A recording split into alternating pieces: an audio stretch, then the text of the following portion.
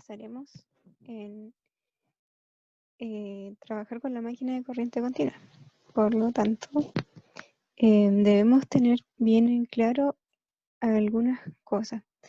La primera es que en realidad la máquina de corriente continua es que está formada por una parte que viene siendo, ¿cierto?, el inductor o el estator también llamado, ¿sí? Y el otro que es el rotor, que también se le llama armadura. Y su circuito equivalente o el que representa a esta máquina es el que está acá. Entonces podemos ver que por un lado tenemos el circuito de armadura y por el otro tenemos el circuito de campo o el estator. También debemos mencionar, ¿cierto?, que esta máquina representa una particularidad en su conexionado, ¿cierto? Ya que según sea el caso de aplicación, puede conectarse, ¿cierto?, en serie el campo o puede conectarse en shunt, ¿cierto? O puede ser en compound. Y aparte de eso, algo que hay que mencionar es que dadas ciertas mejoras que se emplean para esta máquina, es que en la resistencia que modela la parte del circuito de armadura, también, o sea, no solamente representa la parte del rotor, sino que podemos ver que también representa los interpolos o polos de conmutación, la compensación y las escobillas, ¿ya? Ya que igual las escobillas tienen cierto desgaste, ¿cierto? Y el tema de la compensación que se realiza, ¿cierto?, para el flujo, bueno, sin esta compensación existe un flujo opuesto al que está generando el estator, por lo tanto se va a debilitar. Entonces, para evitar eso está la compensación. Y los interpolos de conmutación se deben a, bueno, estos están ahí, son los que están acá, esos son los interpolos. Y si bien están o se ven como si fuesen parte del estator, no son así, sino que están conectados en serie al rotor. Y bueno, esto es en cuanto a la máquina de corriente continua. Entonces, ahora como de este breve repaso podemos pasar a los ejercicios. Y de los ejercicios propuestos tenemos el 1 del dossier del profesor.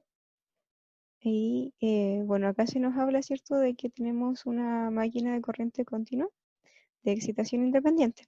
O sea que es tal cual como está el modelo acá. Este es su circuito que lo caracteriza. Y tiene las características nominales o las que podemos encontrar en la placa. Este voltaje, ¿cierto?, que va a ser el máximo. La velocidad en RPM, la potencia en HP, su rendimiento, la resistencia de la armadura o del inducido, y el caso BAFI, que es la característica de la máquina, ¿cierto? En su valor nominal, ya que igual este caso BA es por, ¿cómo se llama esto?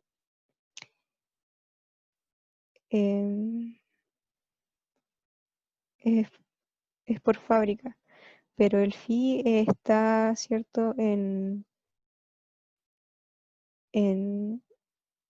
función de la corriente del inductor o del campo, ¿ya?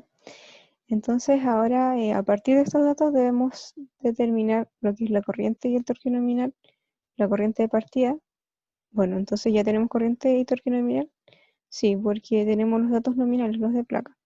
La corriente de partida también puede ser, sí, porque la corriente de partida hay que hacer un alcance, ¿cierto? De que allí la velocidad no va a ser 1800, sino que va a ser cero. Así que por lo tanto la ecuación se va a modificar en una parte.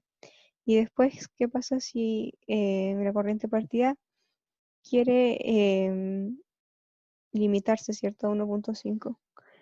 Y a partir de eso, ¿cierto? Después el torque y después determinar y graficar la característica TW de la máquina. Entonces, nos vamos a la pizarra. Y bueno, acá está como lo que les estaba mencionando acerca de los datos nominales, los datos de la placa. Entonces, lo primero que debíamos hacer o que se nos pedía era calcular la corriente y el torque nominal. Entonces sabemos, ¿cierto?, de que, bueno, esto por ley de Kirchhoff, ¿cierto?, de que B sub A va a ser igual a el R sub A por I sub A. Esto no lo consideramos, ¿cierto?, porque estamos hablando de una corriente constante, así que no va a tener por ahora relevancia. Y más L sub A, ¿ya? Entonces eso es lo que colocamos acá. Pero el E sub A también se puede emplear como K sub A phi por el omega. Entonces, como tenemos datos nominales, tenemos el R sub A, tenemos el I sub A, no, porque es lo que debemos buscar. Tenemos B sub A, R sub A, K sub A phi y tenemos el omega. Así que ya estamos listos. Nos queda solamente despejar, ¿cierto? B sub A menos el K sub A phi omega y todo eso dividido en R sub A. Entonces acá reemplacé los valores de B sub A y de K sub A phi por omega, ¿cierto? Y lo dividí en la resistencia. Lo que hay que considerar acá y lo que no hay que olvidar es que como nos están dando la velocidad en RPM y como uno trabaja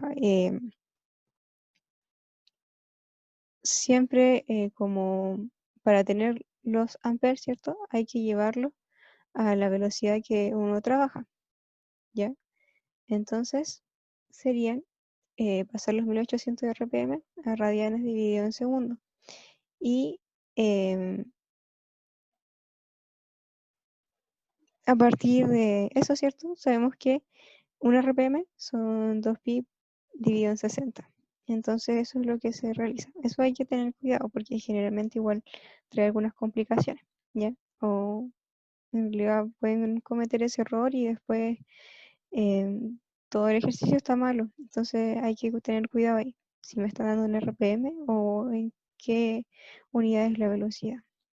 Entonces, bueno, al reemplazar todos esos datos en la calculadora, da que I sub A es 11.106 amperes. Y como también nos pedían el torque nominal, sabemos que la expresión, ¿cierto? No sé si está acá. No. Pero sabemos que la expresión del torque es K sub A phi por I sub A, ¿ya? Entonces solamente reemplace los 1.176 por el I sub A que me dio acá. Y eso da 13.06 newton metro. Ahora, ¿por qué newton metro? Porque B por A sabemos que es potencia, ¿cierto? Y eso es watt. Los radianes son adimensionales y watt por S sería los newton metros, ¿ya? Porque, bueno, newton metro dividido en segundos son los watts. Ya. Entonces, si seguimos acá, después nos piden la corriente de partida. Y como les dije antes, o como se los mencioné, para hallar esta corriente de partida es cuando estamos trabajando con máquinas, ¿no? Bueno, cuando la máquina todavía no parte, o si está como motor, todavía no inicia, ¿cierto? O si está como generador, todavía no hay algo que le haga girar. Entonces, como su velocidad inicial es cero, decimos W o omega igual cero. Y bueno, si hacemos eso acá, por ejemplo, en vez de este producto que está acá, vamos a tener solamente los 230 dividido en los 0.75. Y eso da que la corriente es 306.7. Y bueno, igual si comparamos I sub A de, ¿cómo se llama? Nominal, versus la corriente de partida es alta. ¿Ya? Y eso sí, generalmente pasa en las máquinas, pero también la particularidad o una de las cosas como relevantes de la máquina de corriente continua es que uno puede operar por medio de ella para limitar esta corriente de partida. Entonces, ¿cómo se hace? Por lo general, es agregar una resistencia, ¿sí? Esto lo vamos a ver acá. Por ejemplo, dice cómo se puede limitar la corriente de partida 1.5 y nominal. Previo a eso, necesito saber cuál es la relación, ¿cierto?, entre la corriente de partida en el B, ¿cierto?, sin ser limitada, respecto a la corriente nominal. Y eso son los 306, ¿cierto?, que obtuve acá, dividido en los 11.106. Y eso me da que y de partida, ¿cierto?, según B, es 27.6 y sub A. Ya, entonces necesito pasar de 27 veces o 28 veces la corriente nominal a 1.5. Entonces, lo que hice fue plantear esta relación, ¿cierto? De que como, claro, como es una corriente de partida, omega va a ser cero. Si vamos acá, por ejemplo, omega va a ser cero. Así que me va a quedar solamente B sub A igual R sub A por I sub A. Entonces, propongo, ¿cierto?, lo siguiente, sumarle una resistencia externa. Entonces, este I sub A nuevo que tengo acá va a ser los 16.659, que son los 1.5 y nominal. Ya, entonces, para ello, simplemente despejo R externo con los valores que dije, ¿cierto? Los 230 volts nominales y los 1.5 por I nominal. Y eso le resto R sub A. Y nos da que la resistencia es de 13.06 ohm. Acá hay que tener cuidado igual, porque cuando uno dimensiona una resistencia, también tiene que mencionar cuál es la potencia de ella, ¿ya? Porque generalmente cuando uno compra una resistencia, un rheostato, o en el laboratorio igual después van a poder verlo, es que uno va a visualizar eh, el rheostato o la resistencia que uno necesita, pero también tiene que saber cuánto es la potencia. Entonces, de acuerdo a eso, uno la elige y la coloca, no sé, por ejemplo, si tuvieran que hacer esta como una experiencia. Entonces, ¿cómo se hace? Solamente se usa como antes lo hemos, o como hemos aprendido a calcular lo que es R por I cuadrado. Pero que I cuadrado es para la corriente que estamos utilizando acá, o sea, los 1.5 por I nominal, ¿ya? Los 16.659 al cuadrado. Y eso nos da, ¿cierto?, que la potencia para esta resistencia debe ser de 3.624 kilowatts. Ya, entonces nos vamos a la otra pregunta. Dice, para la condición anterior, o sea, 1.5 y nominal, ¿cuál es el torque de partida? Entonces tenemos que el caso BAFI todavía no ha cambiado, o el campo, ¿cierto?, está constante, esa condición no cambió, porque recordemos que en excitación independiente tenemos que el campo puede ser alimentado independiente, como dice, de la armadura. Por lo tanto, acá, si yo no cambio las condiciones, ¿sí?,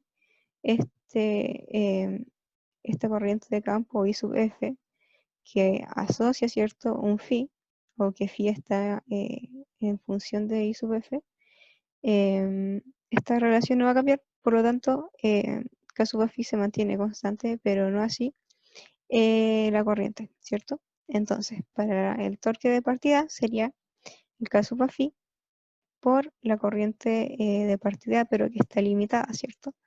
Entonces, eso. Y nos da que el torque de partida son los 19.591. Bueno, cabe destacar, ¿cierto?, que el torque de partida, si no hubiese estado limitado, hubiese sido mucho mayor. Ya. Y al final nos dice que hay que determinar la característica de omega. ¿Y cómo determinamos eso? Necesitamos, ¿cierto? Encontrar una relación, porque partíamos diciendo, voy a subir un poquito, que teníamos dos expresiones que caracterizaban a la máquina de corriente continua.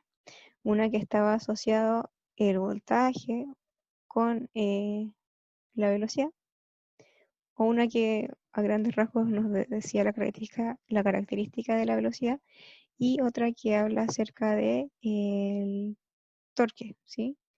Entonces, la velocidad está asociada al voltaje y el torque directamente está relacionado con la corriente de armadura. Entonces, necesitamos ahora ya no tener eso independiente, así como el torque por un lado y la velocidad por el otro, sino que llegar a una relación en que estén en conjunto ambos. Entonces, dejo allí como esta ecuación propuesta primero, que el torque es K sub A phi por I sub A. Y aparte, ¿cierto? Sabemos que podemos despejar la corriente en función del voltaje y la velocidad. Entonces, lo que hice ahí fue encontrar una expresión de la corriente en función de la velocidad. Y de como ya tengo corriente, puedo reemplazarlo al tiro acá, en caso de phi, por esta expresión de la corriente. Y eso fue lo que realicé. Por lo tanto, hacer esa multiplicación me queda el torque en, eh, en función del omega, ¿ya? Y esta es como la característica que siempre uno va a encontrar de las máquinas, de cualquier máquina. Casi siempre podemos llegar a esta expresión, ¿ya? Que la caracteriza. Y bueno, la gráfica la vamos a dejar como tarea, podría ser, ¿ya? O como para que ustedes la visualicen, ¿ya? Lo pueden hacer por Excel o por MATLAB, cualquiera de las dos sirve, o el que les sea más fácil, porque al final, como ya tienen esta ecuación, se pueden dar dos puntos, ¿cierto? Y ya la tienen lista. Entonces, nos vamos al otro ejercicio. Y antes de expandirlo, o sea, antes de hablar sobre él, vamos a ir al enunciado. Bueno, acá el enunciado es el 4.7 del dossier del profesor y habla de un motor, ¿ya? Ahora ya no estamos hablando de una máquina como antes estábamos hablando, ¿ya? Tenemos el motor de corriente continua, pero su conexión ahora es seria. Por lo tanto, vamos a tener en el circuito equivalente, ¿cierto? O el que caracteriza la máquina de corriente continua, RA en serie con RC acá, que también nosotros lo planteamos como R sub F. Ya. ¿Y qué más? Nos dicen que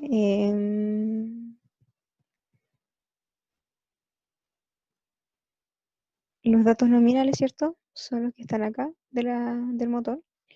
Y las pérdidas, ¿cierto?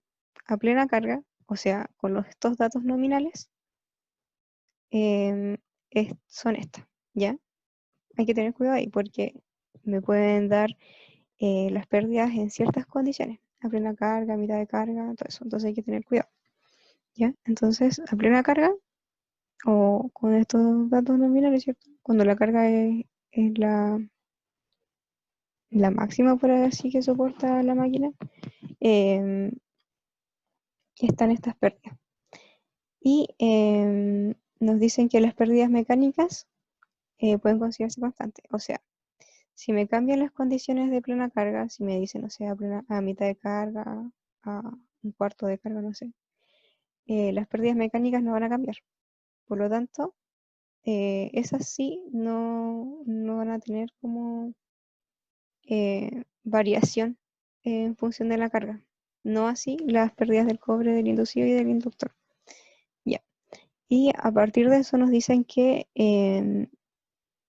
cuando el motor trabaja a 220 volts con intensidad mitad de la nominal, eso nos podemos decir que es la corriente, ¿cierto? La corriente nominal, ¿ya? Va a ser, o sea, la corriente de funcionamiento, la intensidad de corriente, va a ser la mitad de la nominal. Por lo tanto, se nos pregunta cuál será su velocidad en RPM, la potencia del eje en HP y el rendimiento de este motor. Ya, entonces hay algo que debemos recordar acá y es lo siguiente, ¿ya? Em, Cuando nosotros tenemos esta máquina, ¿cierto? La máquina de corriente continua, o si lo vemos como motor, podemos decir, ¿cierto?, que se genera una potencia eléctrica, ¿ya? Pero también a esta potencia nosotros debemos restarle eh, las pérdidas en el cobre, tanto del inductor como del inducido. También las pérdidas del fierro, ¿cierto? Porque tenemos un circuito magnético al final. Y también, bueno, hasta ahí son las pérdidas mecánicas internas de la máquina, o sea, es como la característica intrínseca de ellas, ¿ya? O si lo vemos como de otra forma, si hablábamos, ¿cierto?, del transformador, por ejemplo, teníamos que la potencia de entrada, ¿cierto?, del transformador, lo que estaba en la parte de entrada, ¿cierto? Em, Le restábamos la potencia en el cobre y la potencia en el fierro. Ya, hasta ahí era como esa parte. Y a partir de eso después teníamos la potencia de salida, ¿sí? Pero acá, aparte de eso, tenemos pérdida de roce más ventilación, ¿ya? Y pérdidas adicionales.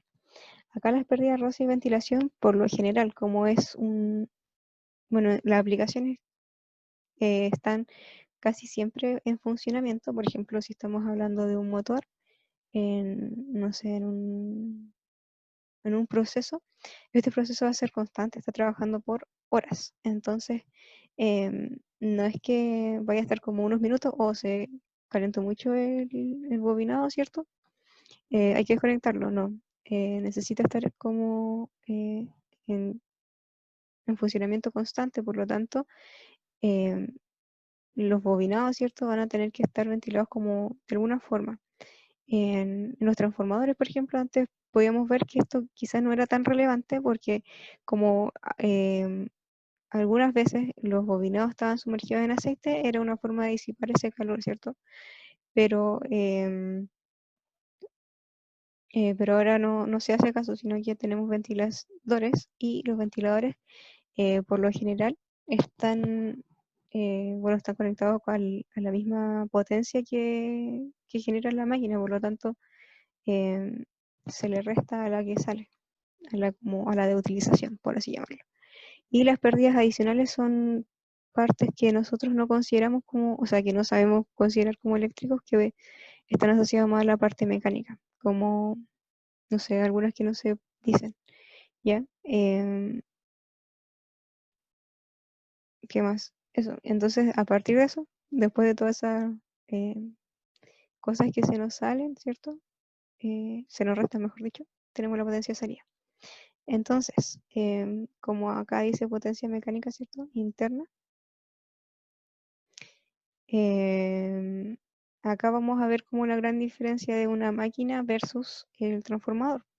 Porque claro, como en el transformador teníamos estas dos, así como en resumen, em, se recuerdan que la potencia de salida, o el rendimiento en realidad, em, era cercano, ¿cierto?, entre un 98 y un 99%. Acá, bueno, va a ser mucho menor, ¿cierto? Porque además adicionamos estas dos.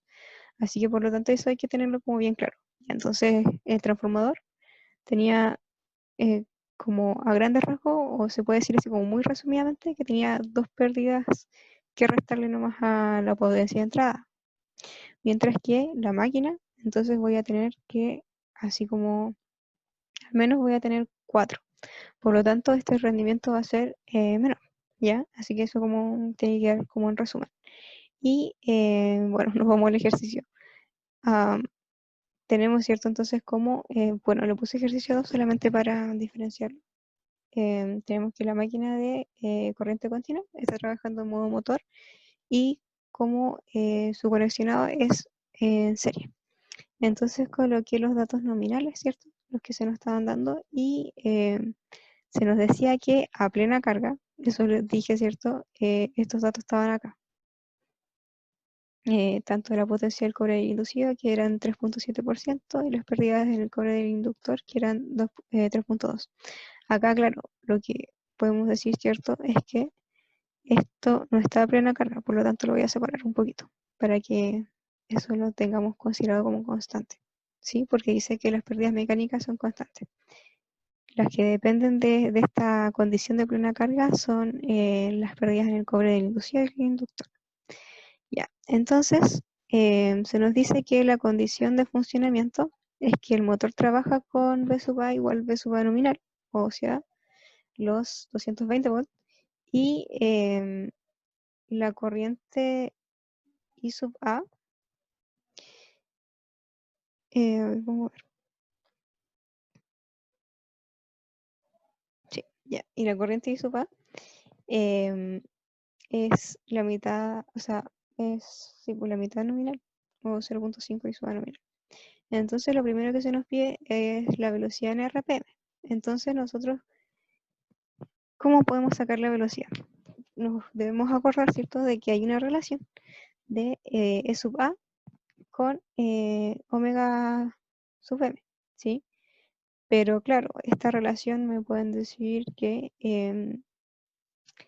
este voltaje inducido, esta tensión inducida, está en relación a, claro, la velocidad, pero a su vez también a phi. Y como habíamos dicho, ¿cierto? Phi está en función de la corriente que pasa por el campo, o la que se encarga de realizar la parte eh, del, ¿cómo se llama? ¿Dónde está? Aquí está acá. Del estator, ¿ya? Como la que hace el imán fijo.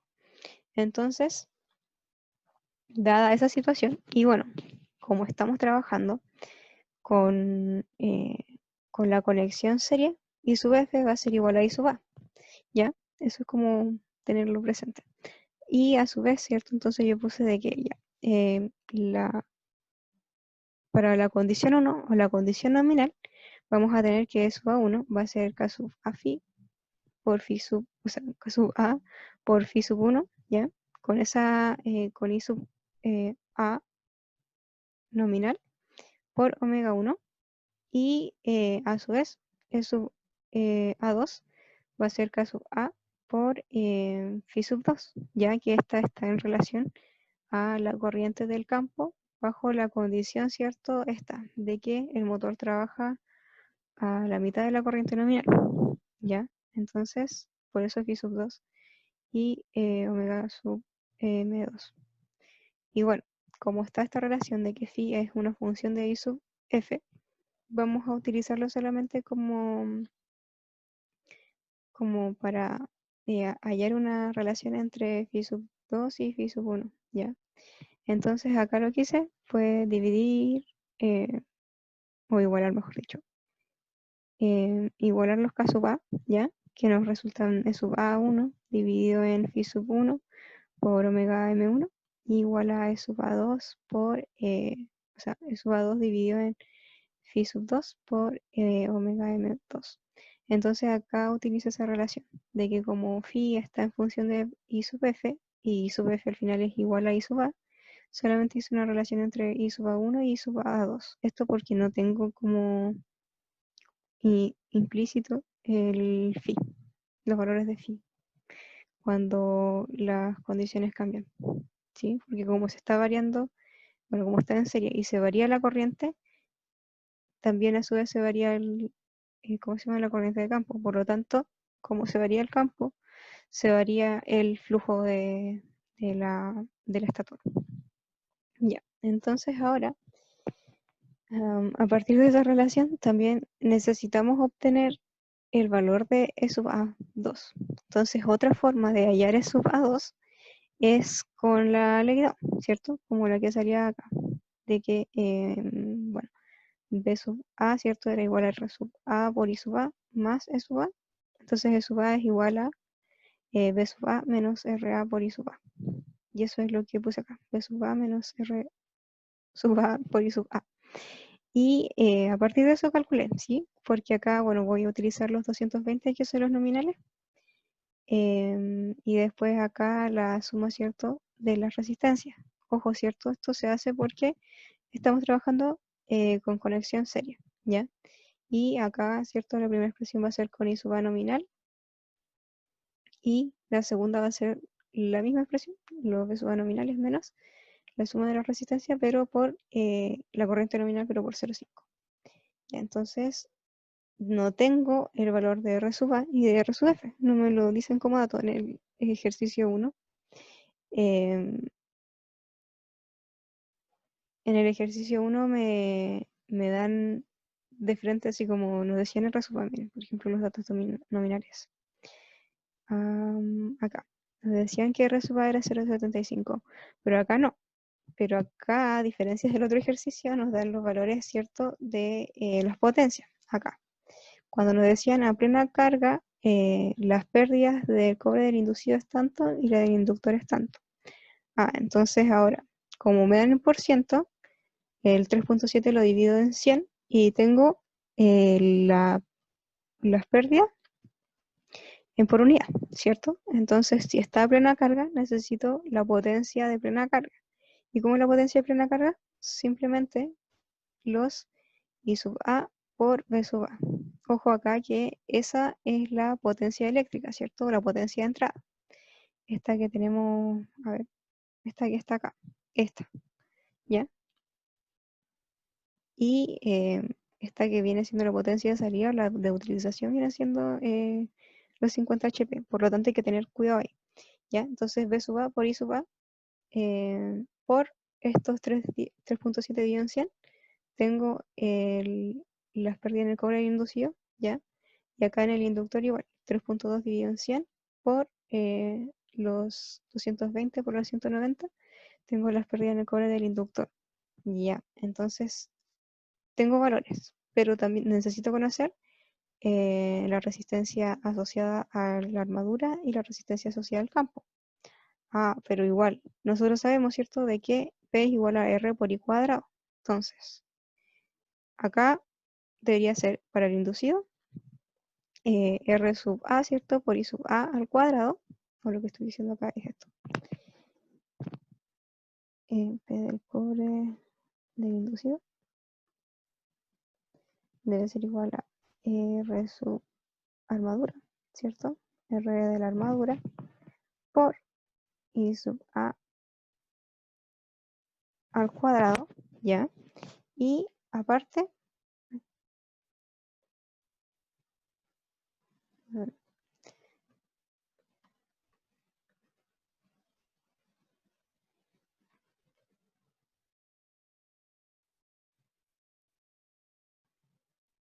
y a su vez, ¿cierto? De que las pérdidas en el cobre del inductor, este es del estator, ¿cierto? R sub F por I sub F al cuadrado. Pero claro, ¿cierto? Como dijimos, ¿cierto? Está en serie esta máquina, ¿cierto? Los bobinados del inductor están en serie con el del inducido. Así que esto es igual a R sub F por I sub A al cuadrado. ¿Ya?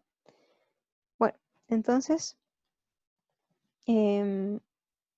tenemos, como dije, el valor del inducido. Y como es la corriente acá, la conozco. De alguna forma voy a tener cierto de R sub A. Y este valor también lo conozco, por lo tanto voy a tener R sub F. Ya, entonces eso fue lo que hice, ¿cierto? Como dije, era como trabajar en por unidad, los 3.7 dividido en 100 por la potencia, ¿cierto? Eh, asociada, ¿cierto? Al B por B sub A por I sub A. Y lo dividí en 190 al cuadrado, ¿cierto? Para poder tener al tiro el R sub A. Y lo mismo, ¿cierto? Los 3.2 dividido en 100 por P sub E. Y eso por 1 dividido en I sub A al cuadrado. Entonces me dan los valores de las dos resistencias que necesitaba. A partir de eso, entonces, ahora sí, podemos utilizar las expresiones que están acá arriba.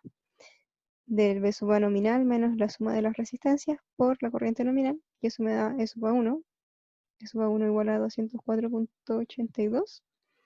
Y E sub A2 igual a B sub A nominal menos la suma de la resistencia por 0,5 por I sub A nominal. Y eso da 212.41.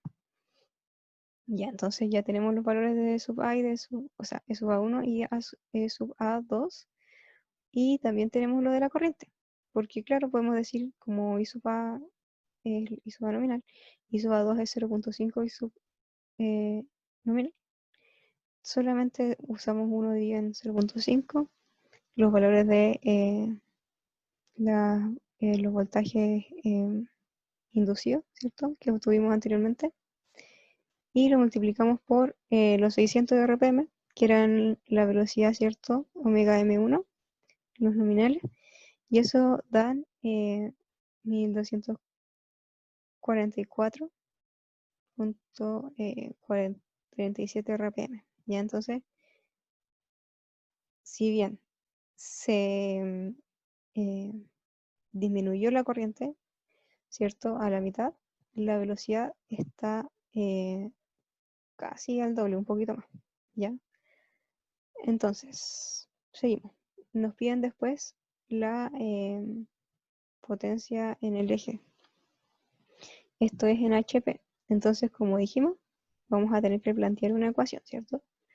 De que la potencia en el eje o la potencia de salida va a ser la potencia de entrada menos todas estas pérdidas. ¿Tenemos pérdida en el cobre? Sí.